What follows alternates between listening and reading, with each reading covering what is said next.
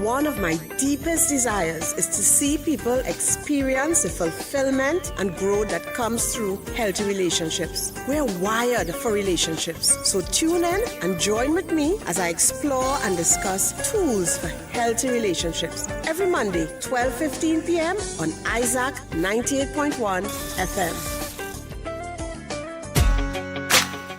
Well, good afternoon once again to you, Trinidad and Tobago. We are ready for the program Healthy Relationships. And let me see. Good afternoon, Petreece. Petreece, good afternoon to you. Good afternoon, Tiffany. Good afternoon to all of you. I was really, really happy to be here this afternoon. When I saw my sinus acting up again, and they say apparently it has to do, my sinus is impacted by the weather, which really has to do with the air pressure. Like, why? We're going to have to pray away that, Petreece. What's that? We're going to have to pray away that, all right? Well, Tiffany, that's how I'm here today, because I exercised last night when I saw what was happening. I said, no. I am not missing a program. Right. Exercise and pray. Amen. Well, it's so good to have you, and I know we are moving on to number 7, so I want you to take it right away. Remember, guys, we are live on YouTube. That's FBN TV on YouTube, and Isaac the Promise on Facebook. I hand over to you, Petreece. All right, great. So thank you again. Happy to be here. And I'm continuing with the series of the 10 characteristics of healthy marriages. And we know June, well, I mean, people get married anytime, but June is normally a popular time for getting married. And of course, there's a history behind that, which I think I would have shared before. And so I'm dealing with number 7 today, which is communication. Communication is a lot. So it is divided into 2 parts. So today is part 1. So let me just remind you of those 10 characteristics, as I always do. Number 1, and the 10 characteristics of healthy marriages. Number 1, commitment. 2, fidelity. 3, acceptance of one another. 4, trust. 5, emotional intimacy, love and affection. Number 6, shared activities and friendship. Number 7, which we're doing today, part 1, communication. Number 8, conflict resolution and empathy. Number 9, intentionality. And number 10, a growth mindset. So number 7, which is communication, this has to do with spouses are honest with each other. They say what is on their mind rather than holding things back. And of course, they say things in love, and you don't always have to say things right away, right? And they really listen to each other. Most, if not all, married couples would have experienced problems with communication or are still experiencing communication issues. So if you're listening, if you're viewing and you're listening, and you are one of those persons, you are definitely not alone. And it is not something strange when it comes to marriage, but there is hope. There is hope. First, let me say that we're always communicating. Communication is always happening. Even when we give silent treatment, we are communicating. A touch, a hug, a glare, a smile, your tone of voice can communicate so much. But today, my main focus is mainly on verbal communication. And of course, we understand that is sharing something verbally. You're using your words, talking with your spouse. Now, we can never exclude the non-verbal communication, even when the focus is on the verbal communication, because my facial expression, my body language, my tone of voice would either negatively or positively impact the actual words that I am saying. So I can say to you, I really care about what you did there yesterday. Now, my words are saying that I care about what you did yesterday, but that is not what you would be hearing because of my tone of voice and my body language. You would be hearing, I really didn't like what you did, and I didn't care for it, right? Just the opposite of what the words are saying. So let us know that we cannot at all minimize tone and body language when we're talking about communication. Communication is important in marriage because it allows us to understand our spouses and ourselves. It helps us to feel heard and understood, and this is a need of every human being. Every human being wants to feel heard and understood. It helps us to understand and know how to respect and love each other. It also helps us to chart a way forward for marriages and to be on the same team or on the same page as we accomplish things together. So we understand that communication is like the lifeblood of a marriage, of that relationship. Now, when we are speaking, that's sharing our opinions, our desires, but we are not feeling heard and understood, we may eventually start to lash out in some way, right? To feel heard. Like I'm talking, I'm using my normal voice, I'm trying to say it nice and peaceful, and you're still not feeling heard and understood. We can actually start to lash out because of that. And I have found when I've met with couples where you have one person seem to be always lashing out and they're quarreling and they're shouting, generally that person does not feel heard and understood. And therefore they think, okay, let me get more aggressive. Probably that may cause the person to hear me, right? And lashing out does not normally work well in marriage. It doesn't, right? After a while, some of us may even give up for a season and withdraw because it just feels so painful. It feels like a waste of time. I'm just wasting my time speaking, right? But of course, because we love our spouses, because we love our marriages, because we want our marriages to work, we try to give communication, another go. Now, some persons are excellent when communicating with others, on the job, with friends, even with relatives. But somehow, when it comes to home, in their marriages, they feel like a failure or they just feel frustrated. So people say, but I don't have these problems at work, Petreece. I don't have these problems with my friends, but somehow in my marriage, right? So what goes wrong? I would not say that I have the whole answer, but I have two things that I think happen, right? One small part is that we expect the person that we've decided to spend our lives with, have shared some of our deepest secrets, and they have heard some of the worst parts of our story, that somehow he or she should understand me.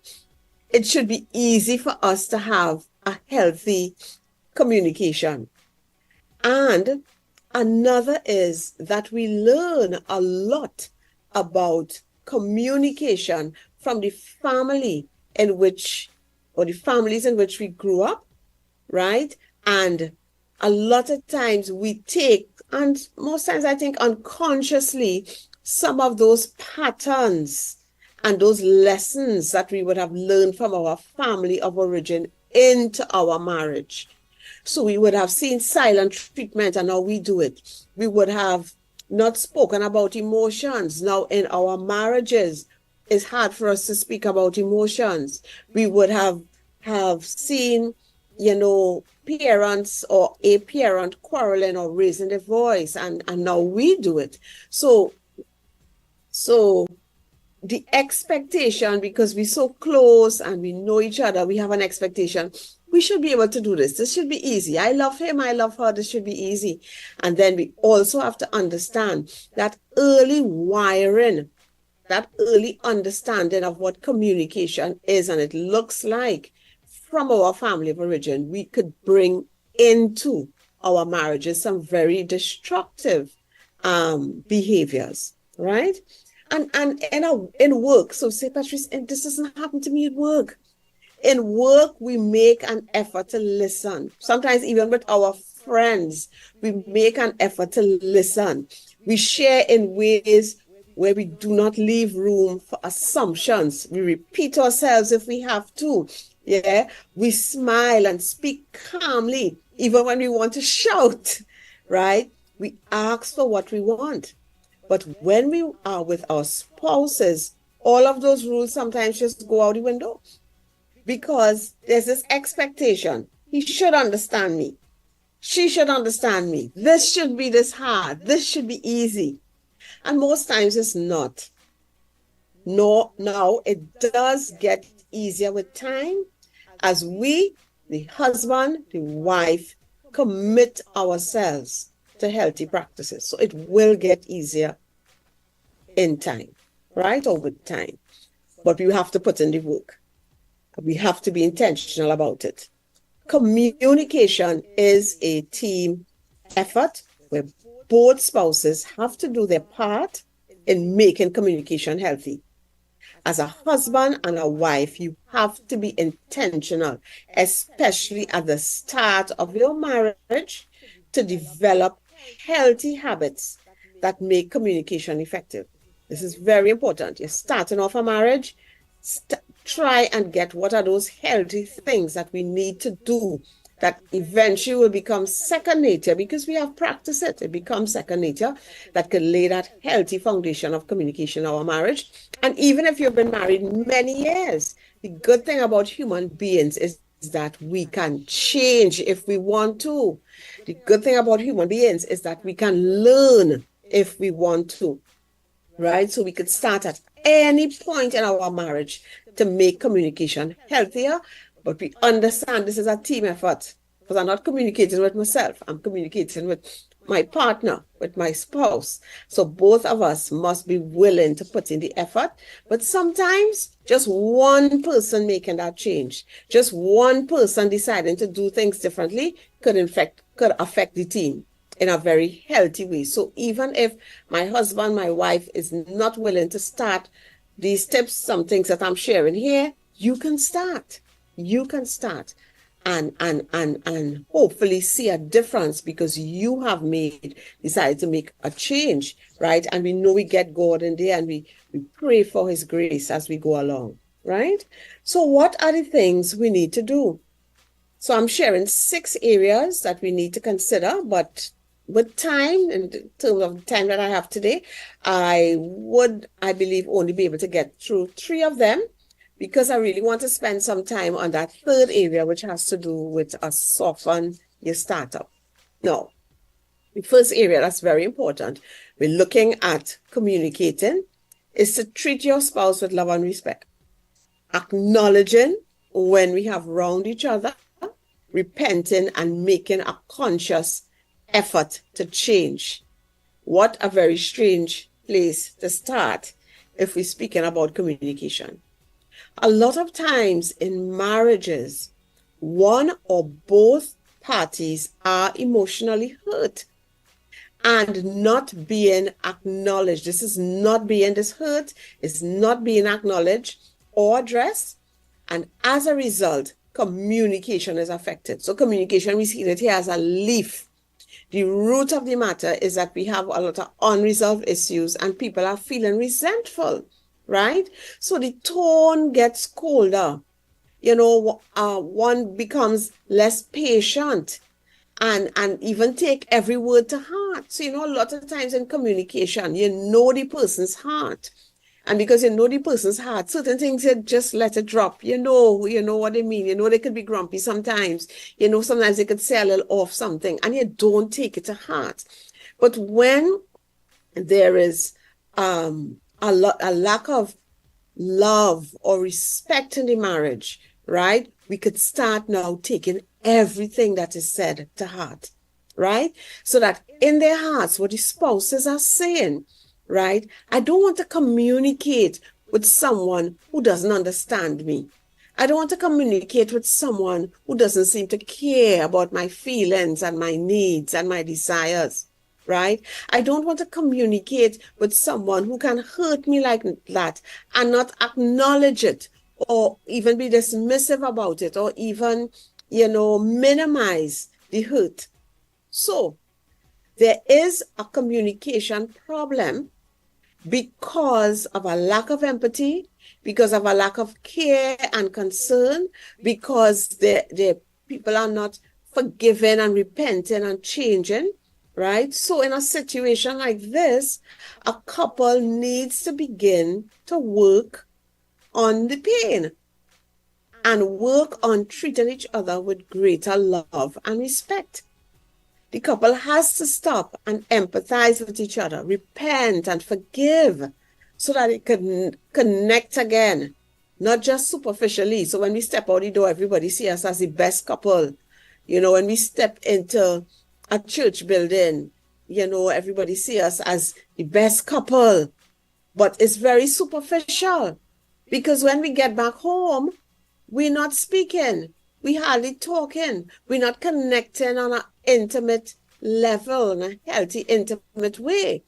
And therefore, that communication is impacted by the way in which we treat one another.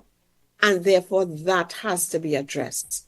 So this is a source of one area that needs to be addressed when we have communication problems. It's not we can't communicate. It is that we feel unloved, we feel disrespected, we feel like we're not heard and understood, we feel like critical areas in our marriages are not being addressed, right? But even if we are hurting, even if we are hurting, we can still choose to communicate. What do we need to do? So yes, I'm hurting, but I want to try. I want to communicate. Yes, I know there are things to address, but I want to communicate. Well, the second thing, really pay attention to what your spouse is saying. Pay attention to what your spouse is saying. So early in my marriage, I would say to my husband, you know, you never told me that. Now, he has a better memory, right? So normally if he would have said to me that he told me something, he usually did, right? However, what I realized is that I wasn't a good listener. So I could listen, and with work and stuff, I'm listening for hours and I'm doing really good at that, right? And sometimes at home, okay, I listen fairly well. But what I realize is sometimes when he's speaking to me, I'm thinking, I'm not in the moment, I'm not present. So I'm thinking, okay, what I need to cook tomorrow, right? I need to call my parents. What lesson fees I need to pay for my daughter, you know? So he's talking. Now I have my listening face on, you know. So of course I'm looking like I'm listening, but I'm really not. So that he doesn't have my full attention. And I probably only heard about half of what he said. And you know, if I only heard half, I probably only remembered about 1/8 of what he would have said. So now, when either of us need to say something important to each other, we give our full attention, right? We give our full attention. We silence the noise in our heads. We do not think about what we're going to say or respond with when the other is finished. And we just pay attention to understand, to hear and to understand what is being shared, right? I am a good interrupter, so I resist the urge to interrupt unless I feel like I have a question. I say, babe, just hold on. Let me just make sure that I understand what you're saying when you say X, Y, and Z, right? So not interrupting with my own thoughts or to say that didn't happen or to defend or anything like that. I'm really listening to hear and understand what he is saying, right? Now, if I cannot, and if you cannot give your full attention, please say that. Please say that, you know, I can't give you my full attention right now. Could you just give me 10 minutes, 15 minutes, half an hour? Let me just finish up what I'm doing here, and I would come and listen to what you have to say, right? Do not promise to come back, to listen, to speak, and don't return. Don't do that, right? And for those long talkers, you know who you are. You can go on and on and on and on and on, right? We really need to try to shorten what we say to get our point across using less words, because listening is really hard work. Listening is not a easy thing. So those of us that go on and on, try to shorten it up a bit, right? And a very important part of effective communication is listening. That's like a major part, and really hearing what the other person is saying. And your spouse, just as you feel wonderful when somebody really listens to you and shows you that they heard you, and we would have spoken many times on this program about active listening, right? When we do active listening, your spouse will appreciate it, and you also appreciate it when persons truly listen to you, right? And the thing about it is when we're courting, we listen to one another for hours, right? Things may be different now, but we still need to listen. And then this third area that I want to spend a little time on, so in our next program, God's willing, I will pick up on the next three. This third area is to have a soft startup. Have a soft startup. Do not shout at your spouse. Your tone of voice, as I would have said earlier, is very important when communicating. Do not shout at your spouse. Men normally interpret shouting as disrespect, and women feel abused, especially if this is one of their love languages, like one of their love languages, words of affirmation. This could feel a little bit abrasive. We don't say abuse, but it could feel a little bit abusive, but abrasive, right? So we want to soften that startup. Start with I statements and not you. When you start with you, your spouse feels attacked or judged. So I say, come on. I say, Huey, you, from the time you hear that, okay, I need to defend myself. Right? So you don't want to start with you statements. You want to start with I statements, and I'll go into that. You can also start with words of appreciation or describe what you are feeling or what is happening without judging the person. For example, I know, so this is an example of using an I statement and judging the person. I know that you don't care about how I feel about this, but I would like you to. So even though you use an I statement there, the statement is still judgmental. You are saying that I know you don't care. How you know I don't care? How you know that is what my motives are, and we do not want to go into that place. Nothing can turn off a listener like feeling judged by the speaker. All right? So to do this, to look at this whole concept and this whole skill of a soft startup, I am sharing from an article from the Gottman Institute, and they have actually done a lot of scientific studies on human behavior and on what makes marriages work, right? So I'm sharing from the article from the Gottman Institute entitled How to Fight Smarter, Soften Your Startup by Ellie Lisitzer. A 6-year longitudinal study predicted the likelihood of a couple's divorce by observing the first 3 minutes of conflict discussion. The couples who divorced started their discussion with a great deal of negative emotion, and displayed far fewer expressions of positivity than those who stayed together 6 years later. Not only were those couples who divorced negative towards each other, but they were also critical of each other. Their research revealed that discussions will end the same way that they began, or on the same note that they begin. If you start an argument or discussion harshly by attacking your partner, by attacking your spouse, especially if you allow the 4 horsemen into the discussion, and this is something I would have spoken about some years ago, we'll bring it back, and those 4 horsemen are criticism, contempt, defensiveness, and stonewalling. So if you allow those things to be a part of your discussion, so you start the discussion by attacking your spouse, you will end up with at least as much tension as you began, if not more tension, right? Softening the startup of your conversation is crucial in resolving relationship conflicts. And if you use a soft startup in your argument, your relationship is far more likely to be stable and happy. And I would be touching on this, I believe, again, right? How do you use a soft startup? 1, complain, but don't blame. Complain, but don't blame.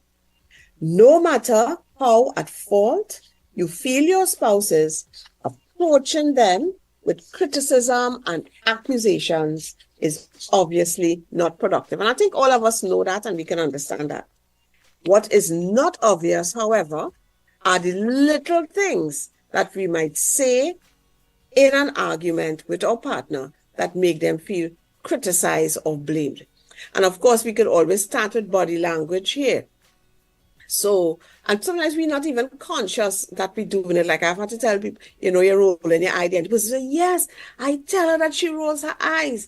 And she didn't really realize it. Or the husband does a certain thing with his mouth that looks, kind of angry. Yes, when he does that, it really impacts me, right? So body language, like eye rolling, is a perfect example of the sort of unintentional destructive behavior. So a lot of times we're not doing it intentionally, right? So it is all about how you approach the issue. Instead of blaming your spouse with, you said you will clean up the backyard today and it's still a mess, right? So you start with you already. So that is sort of attacking or aggressive, right? You said you will clean up the backyard today and it's still a mess. Try a simple complaint. It's a complaint, right? Hey, there are still some leaves in the gutter and in the yard. We agreed that you would rake and clean up. I'm a little bit upset about this. So is it possible you can take care of it? Right? So you are simply saying what the situation is. You're not putting in any motives. You don't care. You don't ever listen to me. You don't ever hear what I have to say. You don't ever take me on, right? Those statements. You don't care. You don't ever take me on. You don't ever listen to me. Those things are aggressive, right? So, hey, there's still some leaves in the gutter and in the yard. We agreed that you would rake it up and clean it up. No attack, right? I'm feeling a little upset. So you're saying how you feel, right? And can you please take care of it? Good? So you give a complaint, but you're stating the facts. You're not putting in motives into it. You make statements that start with I instead of you. When you start sentences with I, you are less likely to be critical, which, as we know from criticism, will immediately put your partner in a defensive space, a defensive mode. Instead of saying, you're not listening to me, right? You can say, I don't feel heard right now, right? Instead of saying, you are so careless about money, say, we are a little tight on our budget, and I think that we can try to save more. Focus on how you are feeling and what you need, right? And not on accusing your partner, not on looking at motives. So, what am I feeling and what do I need, right?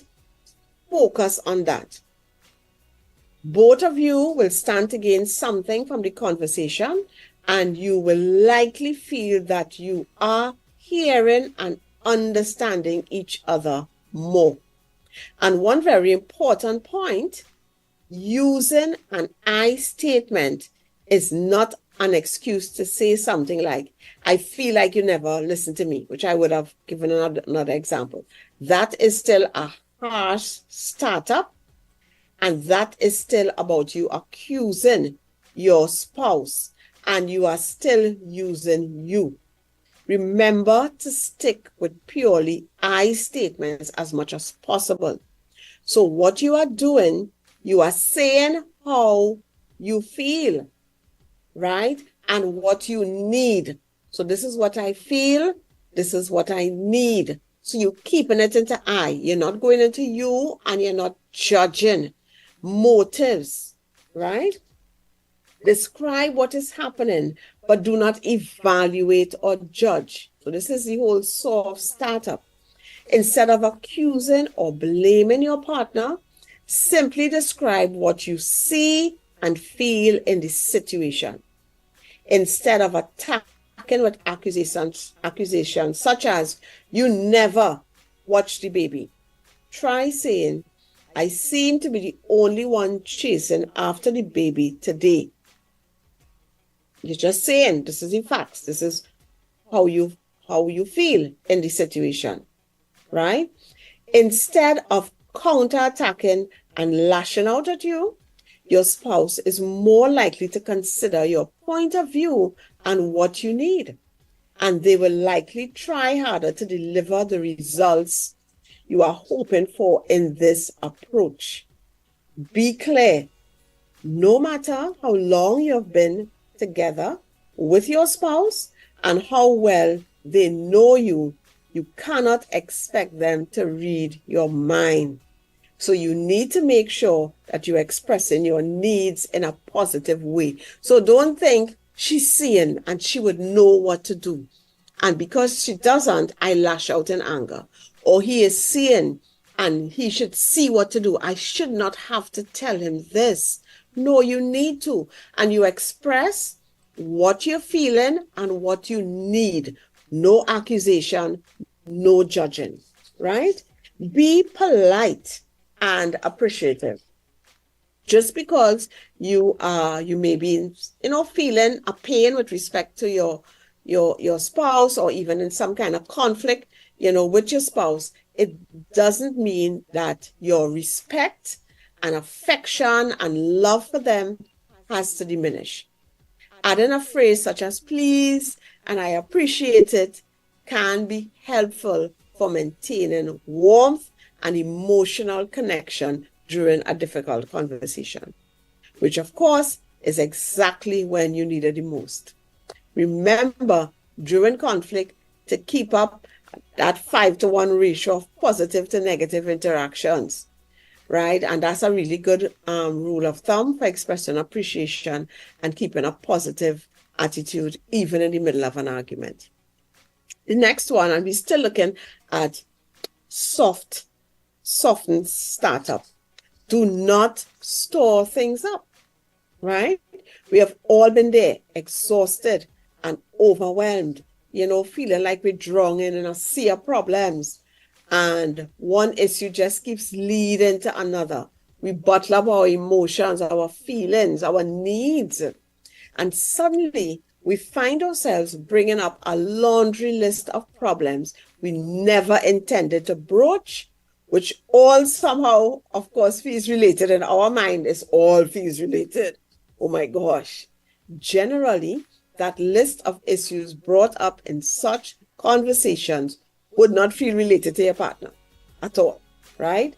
Now, flooded with emotions and negative affect, both parties are incapable of reaching a solution. So everybody, the stress hormones flooding our brain, flooding, so that we can't even, engage this part of our brain, the prefrontal lobe here, to think clearly and to act, in loving, healthy ways. We just too flooded with emotions, right?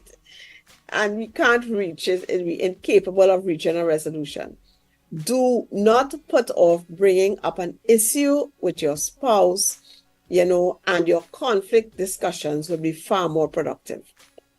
Expressing your concerns and needs as they arise by using a soft startup will help you to prevent your conflict discussions from escalating.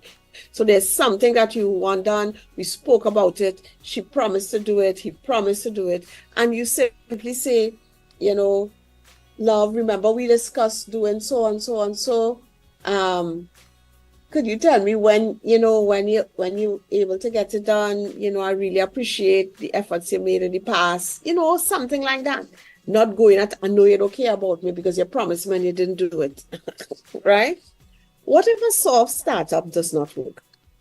Say you have approached your spouse with a soft startup, but they respond with negativity.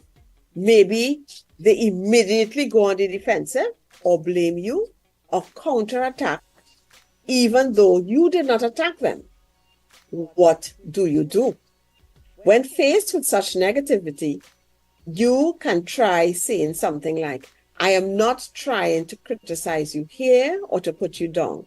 That is not what I want to do. I really care about you and I really want to be closer with you. That will help to give your spouse some reassurance and to indicate to your partner that you're not trying to attack or criticize them. And it can help to de-escalate the situation. Now, that is why once we're upset, once we're angry, so we know that this conversation is going to be driven by the emotion of anger, we shouldn't have it at all. We need to take some kind of time out and calm ourselves down so we can re-engage that part of our brain that remembers the good time, that regulates, behavior. All right, we need to do that. So once we know we're very, very angry, that's not a time to really be talking because we can't do these things. Now consider the ways you experience conflict discussions in the past. How did they start? Think about how they start. How do you normally start a conversation with your spouse if you are, let's say, upset about something that he or she did or didn't do, right? And how they started, how did they end? How did it end? Can you think of examples or moments when you could have changed your approach at the beginning of these conversations? Try starting your next discussion or conflict discussion or difficult discussion with these softened startup techniques, and you might be surprised by the productivity of your dialogue. When you can complain without blame. So I'm not saying you do not make a complaint. A complaint is not necessarily a bad thing. A complaint says something is wrong and it needs to be fixed. So nothing is wrong with a complaint or to complain, but there's a healthy way to complain. So you complain without blame and truly express your needs and concern in a positive way. And it opens a window to understanding each other more deeply and intimately. As I say, these things were shared by John Gottman Institute, this whole softened startup. So if you want to go and do more research on it, you can, right? A softened startup, and even just practicing it with yourself. Okay, so next time, or you have an issue you want to bring up with your spouse, let me go and do some research on a softened startup and see how I can learn from that, and this is how I want to approach my husband or my wife in dealing with this issue. All right, so I'm really hoping that what was shared today really helped you, and I will continue because there's 6 areas I want to look at. So today I would have looked at the fact that sometimes we're not communicating well because we're not treating each other with love and respect. We're not forgiving and repenting. Right? We're not feeling heard and understood. So while we can communicate very well, communication is a problem. And sometimes too, we're not good listeners. So we're not truly in the moment listening to truly hear and understand what our spouse is saying to us. And therefore our responses really makes the person, feel, well, not heard and understood. And the third one, a softened startup. How we share what we have to share, how we start it is extremely important. Tiffany? Right here with you, Petreece. All right. right. So I'm looking at the time. I would have loved to squeeze in one. So if somebody calls me now, 622-1981, 6281981. We will take that call, right?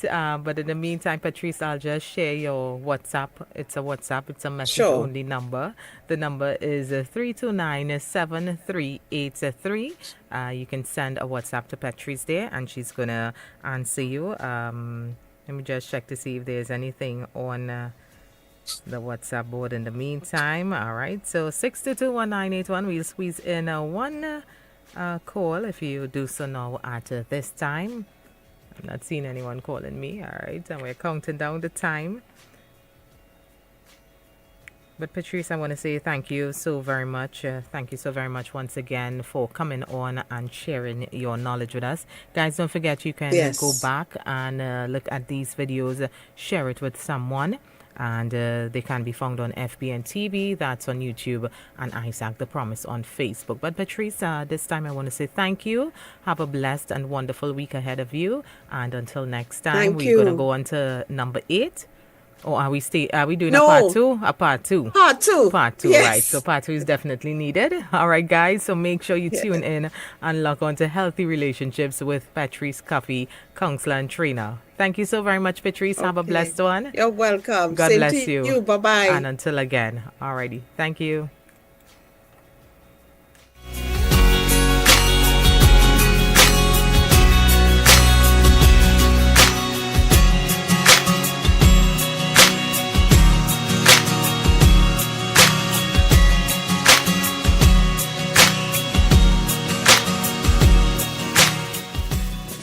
Hi, I'm Petreece Cuffie, counselor and trainer, and one of my deepest desires is to see people experience the fulfillment and growth that comes through healthy relationships. We're wired for relationships, so tune in and join with me as I explore and discuss tools for healthy relationships every Monday, 12:15 p.m. on Isaac 98.1 FM.